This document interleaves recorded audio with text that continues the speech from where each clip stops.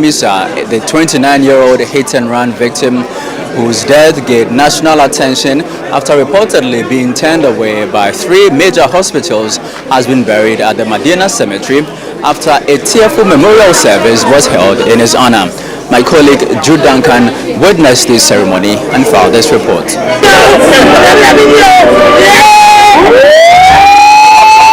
Pain and sorrow filled the Methodist Resurrection Chapel at Adenta as family, friends, former schoolmates and colleagues from Promasidor, Ghana gathered to bid farewell to Charles Amissah. His death shocked many after he was reportedly knocked down in a hit-and-run incident at the Kwame Nkrumah Circle interchange in Accra. He is said to have sustained severe injuries and was turned away by 3 hospitals due to lack of beds. At the memorial service, emotions ran high as tributes were read. A family member, Robert Benin, called on Parliament to expedite work on legislation to strengthen emergency care and prevent similar tragedies. The best tribute we can give to Charles Henry Amissah is to rally around the Honorable Speaker's call for an emergency care law. This will save many lives, so we don't do this often. In a tribute read on her behalf, his mother, Susanna Sego, lamented what she described as systemic failures in emergency health care, saying her son was denied critical care when he needed it most. What makes this loss even harder to bear is the painful reality that the very system meant to preserve life failed you. Among your siblings are 2 medical doctors who have dedicated their lives to serving this country, caring for patients daily, and trusting in the healthcare system. Yet, when it mattered most, that same system could not save you.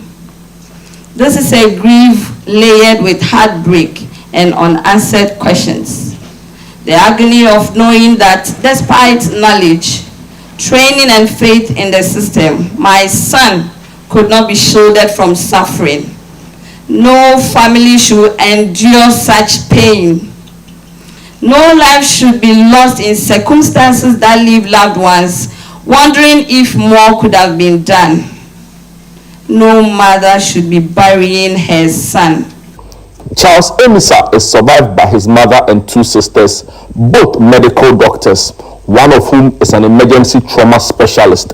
The president of a non-governmental organization, Accident Victim Support, Reverend Cyril Crab, also used the occasion to call for urgent reforms in how accident victims are treated nationwide. Charles's case represents 1,000 of the cases he's experienced or we have heard from him. It begins on our roads, from recklessness, indiscipline, overspeeding or speeding on our roads, driver training, driver attitude.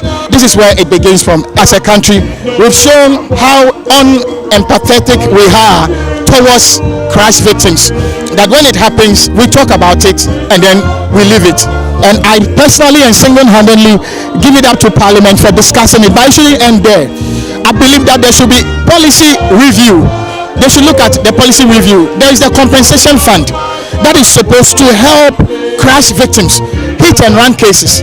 Compensation fund should be empowered, or the entire country should be empowered, to be made aware of the compensation fund.